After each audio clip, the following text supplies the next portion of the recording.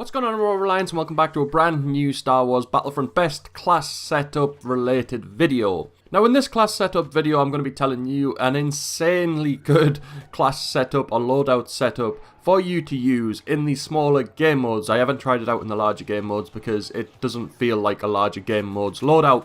But if you are one who likes to play Droid Run, Blast, Cargo, Drop Zone, or even the Death Star DLC Battle Station mode, this class is going to work really well for you, and it's going to help you get a lot of kills, and it's going to help you know where all of the enemies are. It's going to keep you alive for a lot longer, and overall this class is going to help you get a lot more kills and die a lot less if you use it correctly.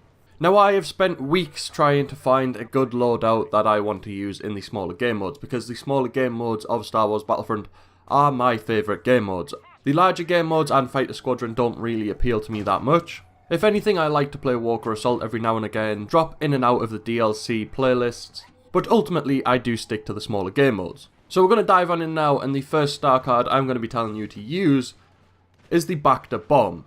Now the Bacta Bomb has been around for a while now, and it's been nerfed here and there. It's been tweaked slightly to how it actually works. It now works on heroes as well. So even in the big game modes, a Bacta Bomb is a great thing to use. But for this class in particularly, in the smaller game modes, at times you will find yourself surrounded by enemies and you'll be taking a lot of damage, so the Bacta Bomb, when you throw it down, and if you don't take any damage while you're actually throwing it down, it will start to heal you, so you have a bit of an advantage gaining your health back to take out the enemies that are closing in on you, especially if you're going after objectives. I can't tell you how many times the Bacta Bomb has actually got me out of trouble in Star Wars Battlefront while I've been using this loadout, but without it I definitely don't think I'd be getting the kills to deaths that I actually do get in these gameplays that I show you. The second star card I'm going to be telling you to use is the Bowcaster or the Scatter Gun. Now, there is slight benefits with using each one. For instance, if you use the Bowcaster, you do have to charge it up before you can fully get the max damage possible and the max area covered with it.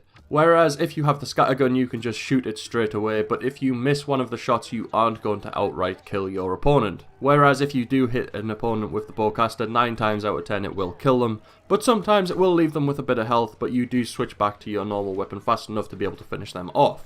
Now the Bowcaster or Scattergun paired up with the Charged Star card that I'm now going to be telling you to use will work extremely well.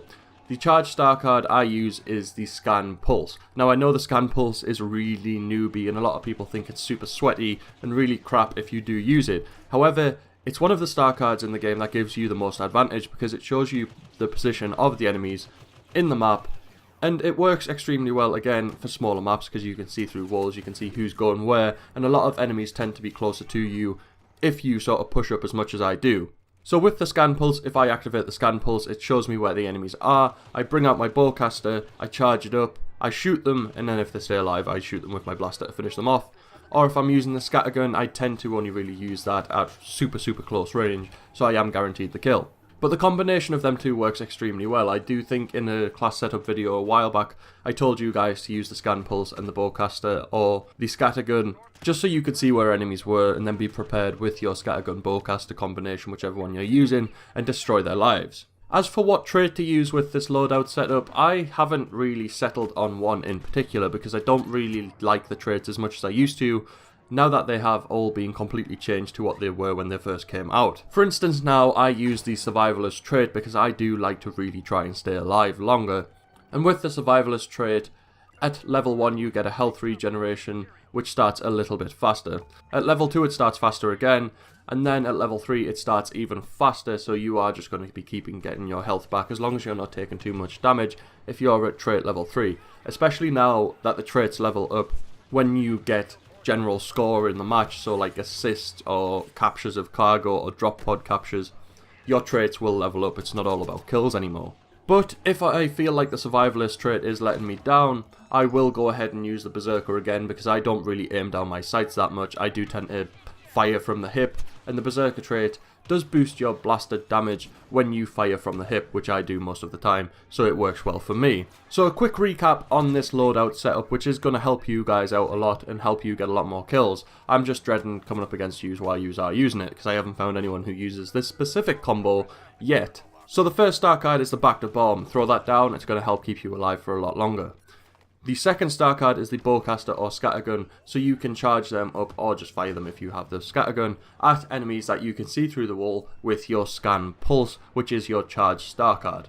For trait, use the survivalist if you find yourself getting a lot lower on health than you first expected and the back to bomb isn't always there to save your back.